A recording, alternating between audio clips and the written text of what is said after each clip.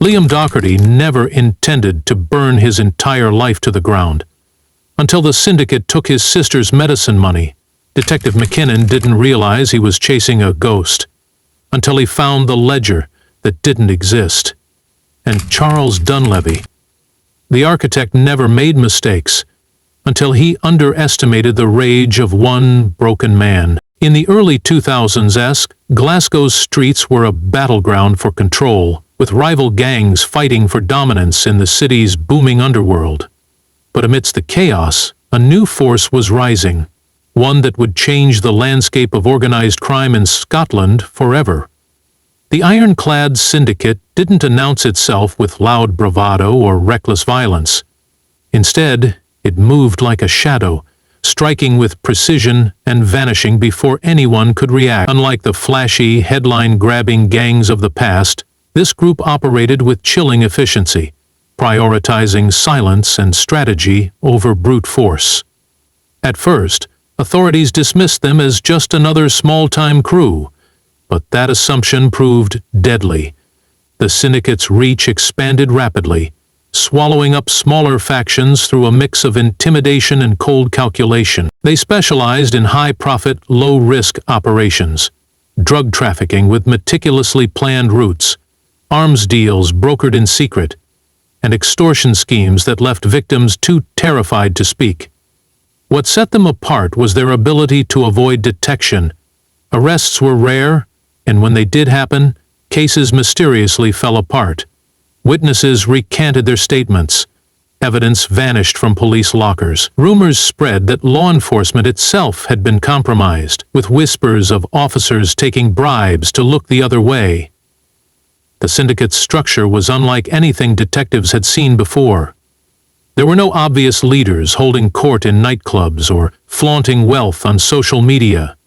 Instead, orders came through layers of intermediaries, making it nearly impossible to trace decisions back to the top. The few insiders who dared speak, usually in hushed tones, referred to the gang's unseen mastermind only as the architect. Some claimed he was a former intelligence operative. Others believed he didn't even exist, just a ghost story used to keep underlings in line. But one thing was certain: whoever was pulling the strings had a frightening grasp of strategy, exploiting weaknesses in both the criminal world and the justice system. By the mid-2000s, the syndicate's grip on Glasgow was absolute. Businesses paid taxes to avoid firebombings. Competing gangs either joined or were dismantled. Even the most hardened criminals knew better than to cross them. Those who did were found floating in the Clyde or simply never seen again. Police files piled up with unsolved cases, all pointing to the syndicate, yet never enough to bring them down. Detectives who pushed too hard found themselves reassigned or facing sudden, career-ending allegations. The message was clear. The ironclad syndicate wasn't just a gang, it was an institution. And it played by its own rules. But no empire lasts forever. And the syndicate's downfall wouldn't come from a rival gang or a brilliant detective. It would come from within. A single mistake, a moment of arrogance, and one man's thirst for revenge would unravel everything. The architect had built an empire designed to be untouchable. He just never accounted for betrayal. By 2008, the ironclad syndicate's influence stretched far beyond Glasgow's underworld. Their operations had evolved from street-level crime into a sophisticated network with tendrils in legitimate businesses, government contracts, and even international smuggling routes. Unlike traditional gangs that ruled through public displays of violence, the syndicate maintained control through psychological warfare. A businessman might find his daughter's school photo left on his pillow. A potential informant would wake to find his dog's collar nailed to his front door, the animal never seen again. These calculated acts of terror sent unmistakable messages without leaving forensic evidence. The organization's structure resembled a multinational corporation more than a criminal enterprise. Different cells handled specific operations. One team managed drug imports through Aberdeen's fishing docks. Another oversaw money laundering through a chain of car dealerships, while a third specialized in cybercrime and information gathering. Members were kept deliberately compartmentalized. Low-level enforcers knew only their immediate handlers, while mid-tier managers operated through burner phones that changed weekly. This operational security made it nearly impossible for law enforcement to map the organization's full scope. What truly set the syndicate apart was their infiltration of law enforcement and civic institutions. Police discovered surveillance equipment planted in their own stations. Prosecutors found case files had been accessed before trials. Even more disturbing were the rumors about the list, a secret ledger allegedly containing the names of compromised officials, from beat cops to members of parliament. The syndicate didn't just evade justice. They weaponized it against their enemies. Rival gang leaders found themselves facing sudden, airtight prosecutions, while syndicate-affiliated businesses mysteriously won lucrative government tenders. The group's financial operations showed particular sophistication. Forensic accountants later traced a complex web of offshore accounts and shell companies stretching from the Cayman Islands to Dubai. They laundered money through property developments, art auctions, and even cryptocurrency schemes, years before blockchain became mainstream. One particularly brazen operation involved buying a failing football club and using player transfers to move millions internationally.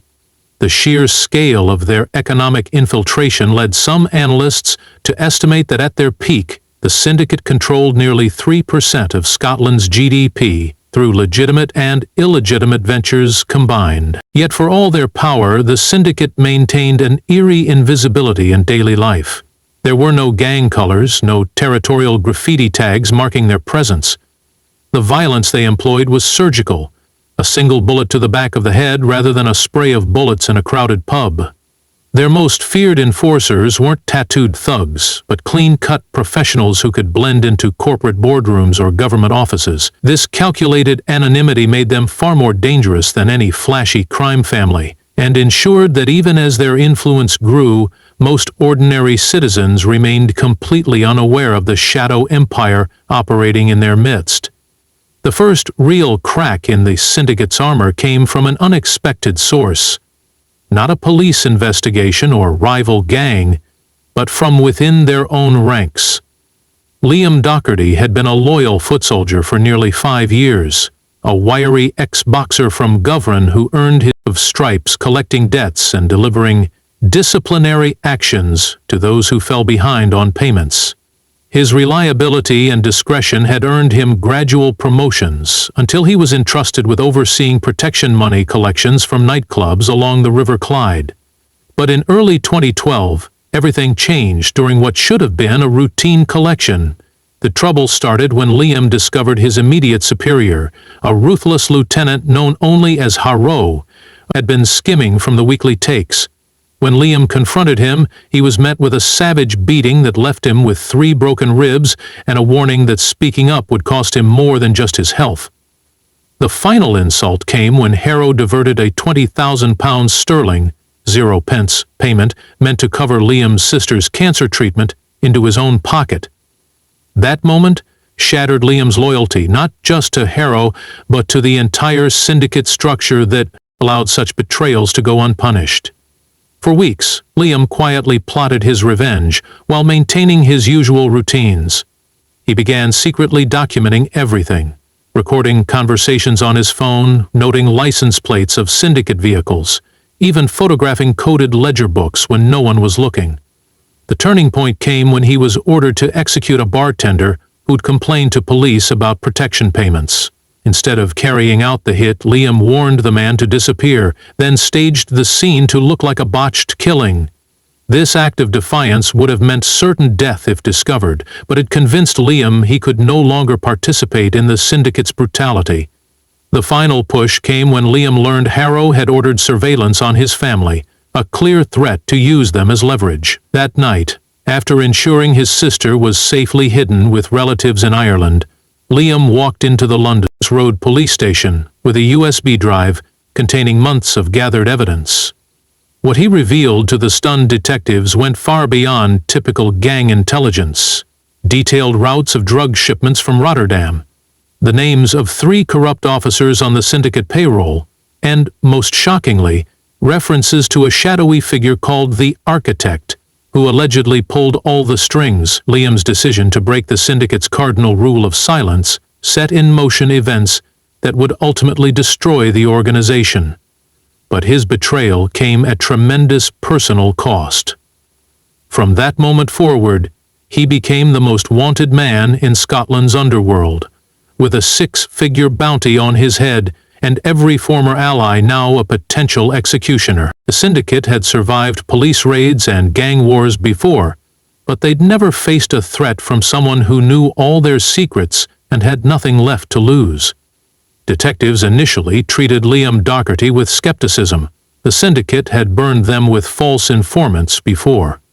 But when forensic accountants verified his financial records and surveillance teams observed drug drops exactly where he'd predicted, skepticism turned to urgency. The intelligence provided an unprecedented window into the syndicate's operations, revealing not just criminal activities but their methods of evading detection.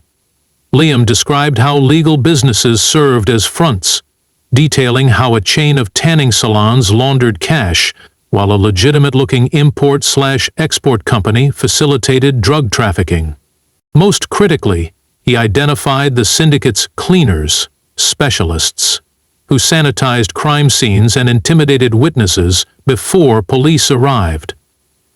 Authorities moved quickly to exploit this advantage while Liam's information remained fresh. Under heavy guard at a secret location, he worked with investigators to map the syndicate's hierarchy, identifying key figures previously unknown to police. The most explosive revelation came when Liam described a secure basement beneath a Glasgow accounting firm where financial records were kept, including what he'd heard referred to as the Black Ledger, rumored to contain evidence of high-level corruption. This discovery prompted senior prosecutors to establish Operation Silent Shadow, a classified investigation operating on need-to-know basis to prevent leaks. Liam's cooperation came at immense personal cost. Within 72 hours of his defection, the syndicate activated its contingency protocols. His known associates were rounded up for interrogation, with at least 2 turning up dead in apparent suicides. A £250,000 0 bounty circulated in underworld channels, accompanied by graphic threats about what would happen to informants. The syndicate even took the unprecedented step of releasing a cryptic message through a compromised police radio frequency. "All debts come due." This escalation demonstrated how seriously they viewed Liam's betrayal and how desperate they were to silence him. The pressure took a psychological toll. Confined to a safe house, Liam grew increasingly paranoid, convinced the syndicate would find him despite police assurances. He started noticing patterns in random events. A delivery van parked too long outside, unfamiliar static on phone lines. Whether these were genuine surveillance attempts or manifestations of trauma became unclear, but they underscored the syndicate's greatest weapon: the pervasive fear they cultivated, even among those supposedly under protection. As investigators raced to act on Liam's information before it became obsolete, they faced an uncomfortable truth. They weren't just trying to dismantle a criminal organization, but confronting a system that had corrupted the very institutions meant to stop it. The safe house raid happened at 3:17 a.m. on a rain-lashed Thursday, proving Liam's paranoia had been justified all along. Masked men breached the perimeter with terrifying efficiency, disabling alarms and cutting power before the protection team could react. Liam barely escaped through a hidden panic room, but the message was clear. The syndicate had penetrated police security. The pressure cooker atmosphere reached its breaking point when Detective Superintendent Alistair McKinnon, the officer leading Operation Silent Shadow, received a plain manila envelope at his home.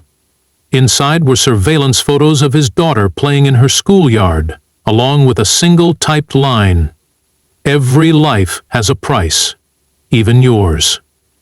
Rather than back down, McKinnon made the pivotal decision to escalate. He assembled a hand-picked team of vetted officers, detectives with no financial red flags and family overseas, and moved them to a covert operations center at a decommissioned military base outside Sterling. This became ground zero for the final offensive, completely off-book to avoid leaks of success to the Black Ledger's decrypted data revealed a network so vast that traditional police tactics would be useless. Instead, McKinnon's team devised Operation Guillotine, a coordinated strike not just on syndicate members but on their entire financial infrastructure. Simultaneous asset freezes hit 37 bank accounts across 6 countries at the precise moment dawn raids targeted money laundering fronts. Forensic accountants worked in tandem with cybercrime specialists to drain cryptocurrency wallets linked to syndicate operations.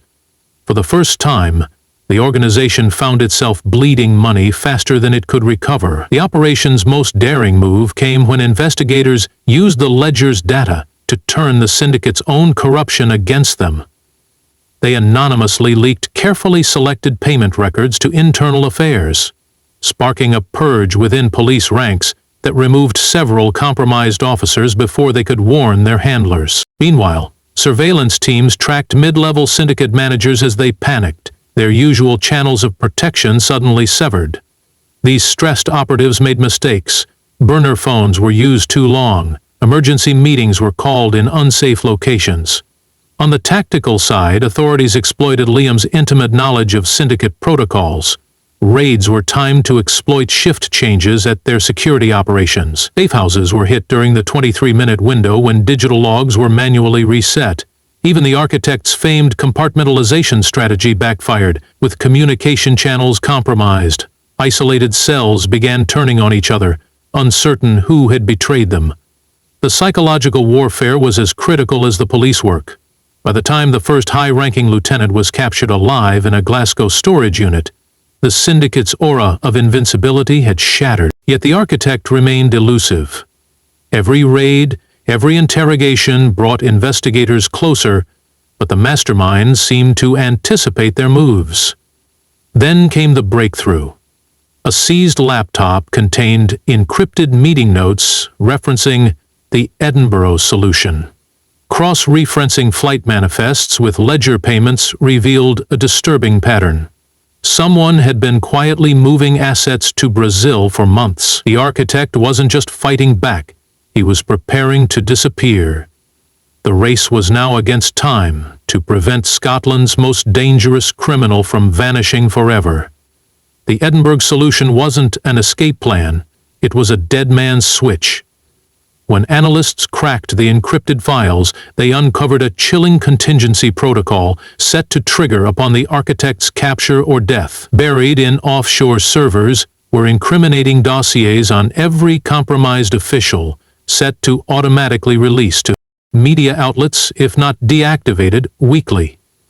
More alarming was the discovery of demolition charges installed at 3 major infrastructure sites, disguised as routine maintenance equipment. The syndicate had engineered a fail-safe that would cripple Scotland's economy and expose its institutions in one devastating blow. Meakin's team found themselves in an impossible position. Moving against the architect directly risked catastrophic collateral damage. Yet delaying would allow him to slip away. The breakthrough came from an unexpected source. Liam, studying surveillance footage from a raided safe house, recognized a distinctive signet ring on a hand passing documents. The same ring appeared in a decade-old news photo from a charity gala, worn by respected financier Charles Dunleavy. Suddenly the architect had a face. Dunleavy's public persona was impeccable. A self-made millionaire, philanthropist, and advisor to several parliamentary committees. His private holdings, however, traced back to the same shell companies in the ledger. Further digging revealed his early career as a corporate lawyer had included defending known crime figures, giving him unique insight into police procedures. This explained the syndicate's uncanny ability to evade justice. Their leader had literally written the legal playbook on organized crime defense. As authorities scrambled to build an airtight case, Dunleavy began systematically dismantling his empire. Witnesses scheduled to testify died in apparent accidents. Key documents were destroyed in a suspicious warehouse fire. The syndicate's remaining operatives launched diversionary attacks, a police evidence, a locker explosion, a courthouse cyber attack, creating chaos to cover Dunleavy's tracks. Forensic accountants discovered he'd been transferring assets through a complex network of blockchain transactions, converting illicit wealth into seemingly legitimate cryptocurrency holdings. The final confrontation came at Dunleavy's Edinburgh penthouse, where tactical teams found the space empty except for a single laptop displaying a countdown timer. The screen's message was clear: pursuit would trigger the dead man's switch. But McKinnon's team had prepared for this. Cyber specialists had already infiltrated the syndicate's servers using credentials from the Black Ledger. As Dunleavy boarded a private jet at a remote airstrip, he was stunned to find his escape funds frozen and his contingency systems disabled. The architect's greatest miscalculation had been underestimating the very institutions he'd spent years corrupting. Some still had integrity left to fight back. The takedown of Charles Dunleavy unfolded with the precision of a military operation. As his private jet taxied for takeoff, authorities executed a coordinated global strike. Interpol agents arrested his pilots in Nice, cyber teams locked his digital assets, and tactical units stormed his remaining property. But the true masterstroke came from an overlooked detail in the Black Ledger. Dunleavy had a fail-safe property not under his name, a modest fishing cottage in Oban, purchased through an elaborate trust structure. When armed officers burst through the door, they found the architect calmly burning documents in the fireplace, his signature signet ring already removed. The look of genuine shock on his face as he was handcuffed became legendary among the investigating team. Dunleavy's arrest triggered immediate chaos. Syndicate lieutenants, realizing their protection was gone, turned on each other in a desperate scramble for survival. Some fled the country, using forged documents, while others tried bargaining with authorities, offering testimony in exchange for leniency. The most ruthless opted for scorched earth tactics. Safe houses were torched, potential informants silenced, and incriminating evidence wiped from servers. Yet the damage was irreversible. The Black Ledger's contents, combined with Dunleavy's seized hard drives, provided a roadmap to the syndicate's entire operation. In custody, Dunleavy remained eerily composed, treating his interrogation like a business negotiation. He smirked when shown evidence, corrected detectives on legal technicalities, and even complimented their investigative work. But his arrogance betrayed him. Forensic linguists analyzing his speech patterns matched them to coded messages in syndicate communications, proving his direct involvement in criminal orders.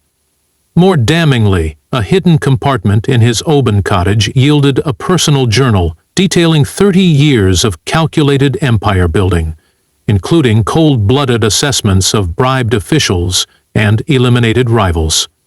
The fallout spread far beyond organized crime. Over the following months, 7 high-ranking officials resigned abruptly, 2 judges retired citing health reasons, and a member of parliament was arrested trying to board a flight to Dubai. The syndicate's tendrils had reached so deep that Scotland's political and financial systems faced a reckoning. Public trust in institutions eroded as the full scope of corruption came to light, sparking protests and demands for reform. Yet the greatest surprise came in the aftermath. As investigators sifted through Dunleavy's records, they discovered references to an even larger network, international connections stretching into European governments and global financial systems. The architect hadn't just built a criminal empire. He had been a middleman for something far bigger. The takedown of the ironclad syndicate wasn't the end. It was merely the first thread pulled in a much darker tapestry.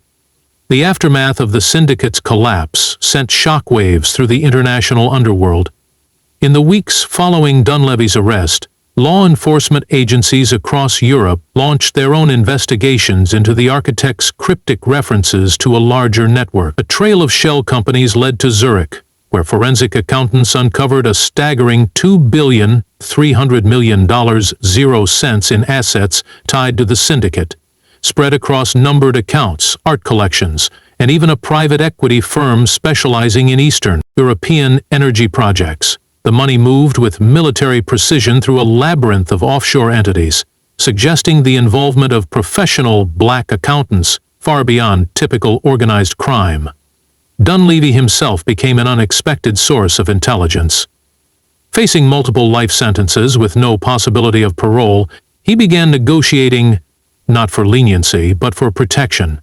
His jailhouse conversations, secretly recorded, contained veiled warnings about partners who wouldn't tolerate his cooperation.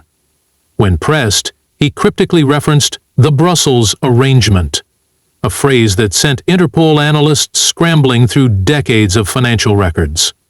What they found was disturbing.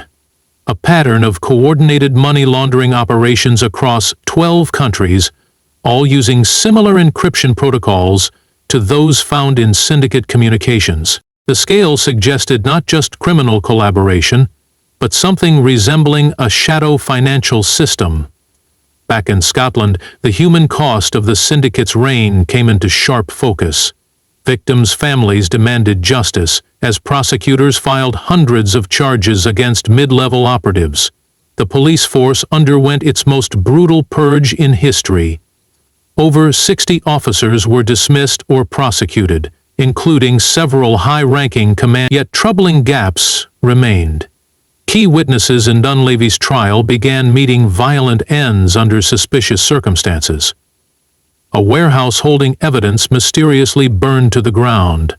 Most chilling of all, detectives discovered that certain payments in the Black Ledger still couldn't be accounted for. Large sums moving to unnamed recipients even after Dunleavy's arrest. The most haunting revelation came from a decoded entry in Dunleavy's personal journal. Dated just weeks before his capture, it read, "Prepared Edinburgh solution per Brussels instructions.